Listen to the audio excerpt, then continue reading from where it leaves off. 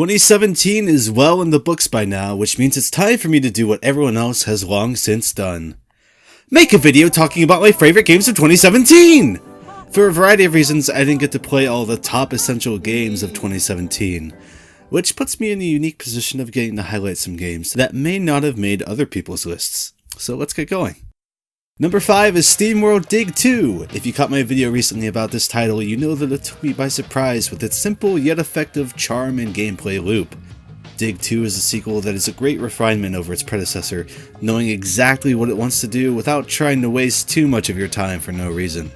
Plowing through its maps like some weird Metroid Dig Dug can be very addictive, and attaching gears to your equipment to try out different upgrades grants a lot of wish fulfillment that the first game left desired. It helps a lot that the new game is just a joy to look at, and I'll say it again, that town hub music is a special kind of fantastic. The SteamWorld Dig games finally took their hold on me in 2017, and I await what Image & Form decides to do next. I talked way more about the game in that video, so if you want to hear more about it, you should go check it out. Or just get the game.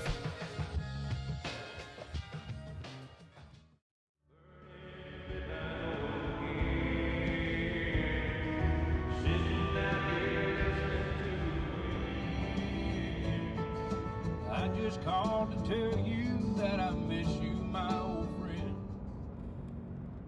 Why are you crying, sweetheart?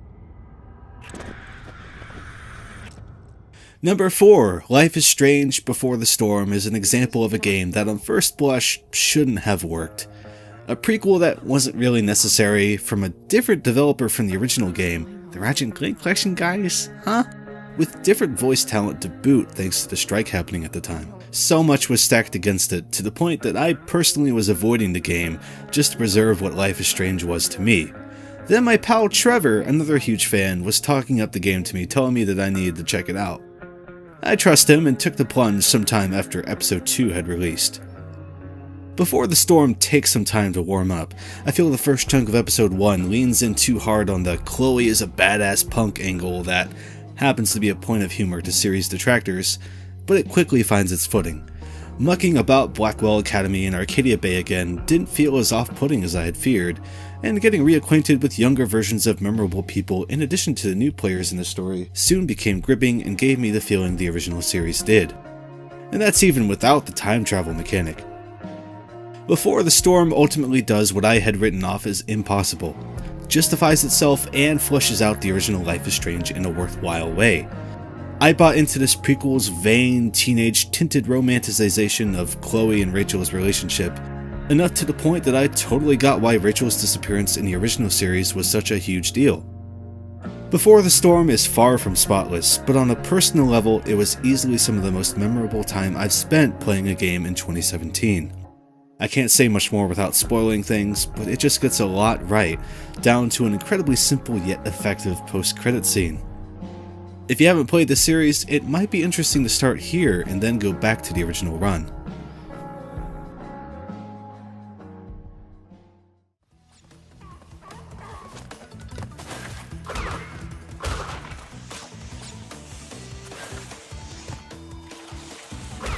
After ages and ages of crash teasing, vague hints, and weird slip of the tongue from companies, waiting on the Insane Trilogy to release was harrowing. But finally, the clouds parted, and from the skies, a simple copy of the game landed onto our Earth, to the betterment of our lives. This collection could have been a soulless, slapdash production, and it still would have returned a profit for Activision, but luckily for us, it's a set of remakes full of evident passion and care for the source material. It's a shame some of the levels didn't shake out quite as well graphically as others do. However, it's hard to get too disappointed about it considering the amount of content overall on the disc. From seeing the opening cutscenes painstakingly recreated and detailed, to nice little extras like playable Coco and offering up Stormy Ascent, it's evident that NST was a passionate endeavor from those who really cared about what they were doing. How about that one now? If you know me, you know I've been a diehard Sonic fan since Sonic Adventure released here in the States, so this game being here shouldn't be a shock. Experiencing the work of acquaintances and friends of friends through Sonic Mania was quite an experience. What made it even better was that said work was an exemplary tour de force of how to make a classic-style 2D Sonic game. It is by no means perfect, but Sonic Mania is one of a few titles in the series I've played that gave me raw joy and thrill when experiencing it, right up there with the first adventure in Generations. It goes beyond just getting the look and physics right too. They found a way to make great Sonic levels work better, redeem less than stellar concepts, and leave their own original marks in the series that are just as memorable as anything else the original Sonic titles provided. I often turn to the aforementioned games and play a level when I need a quick fix, and Mania has quickly invaded that rotation, with levels like Stardust Speedway Act 2 and Mirage Saloon Act 2 always being able to scratch that itch. And that soundtrack, whoo doggy. Fingers crossed Sega isn't incredulously daft and contracts them for another project pronto. But even if they don't, I eagerly look forward to whatever this group does next, whether together or individually.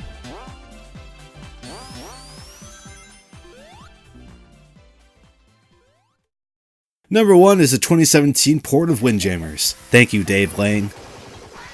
Alright, big announcement.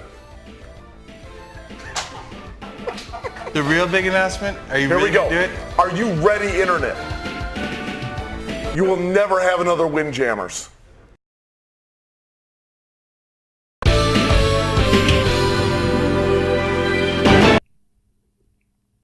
Okay, I just need an excuse to remind you that it exists and that you haven't bought it yet. Shame on you.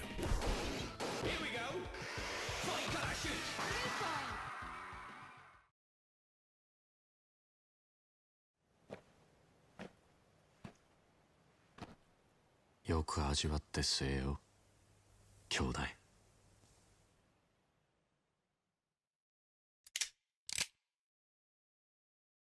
そいつがお前の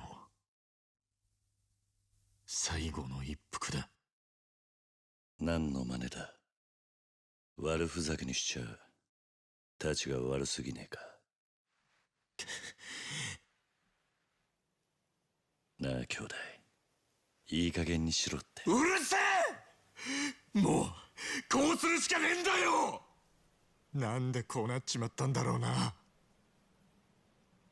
どっから歯車がずれた。Number 1 is Yakuza Zero, which you absolutely should have expected from me. If you don't know that I love Yakuza, there's a video about that exact topic that you should watch. I've been into the series since Yakuza 4, slowly making my way through the games since about 2012. Yakuza Zero is on a whole other level, largely by doing what the series has always done, just even better. Zero is a prequel to the rest of the series, largely shrugging off the baggage of the heavily involved plotlines to tell two simpler, more personal tales for its set of dual protagonists. Increased production value in cutscenes and a more mature approach to cinematography helps elevate incredibly strong performances and a solid sense of gripping drama that just refused to let me go until the very end. It's no new standard for video game storytelling, and with the game's length, it can still meander and drag more than it should, but Yakuza confidently strides forward with a sense of renewed self in this entry. Smart, necessary additions to the combat help it become more varied and depthful than ever before, and the bump to 60 frames per second is ridiculously welcome. It's as much a joy to play as it is to see in action from a skilled player. And this is just touching on a few assets of the game. Yakuza Zero has so much more to offer, from its wide array of minigames to its numerous side stories that handle a dramatic shift in tone, showcasing a masterclass in how to do tonal dissonance effectively while making it seem effortless. I will sing the praises of this game and this series for years more to come. My ultimate goal is to one day convince anyone listening to this to try the Yakuza series out. And if you're going to start anywhere, start here. I implore you.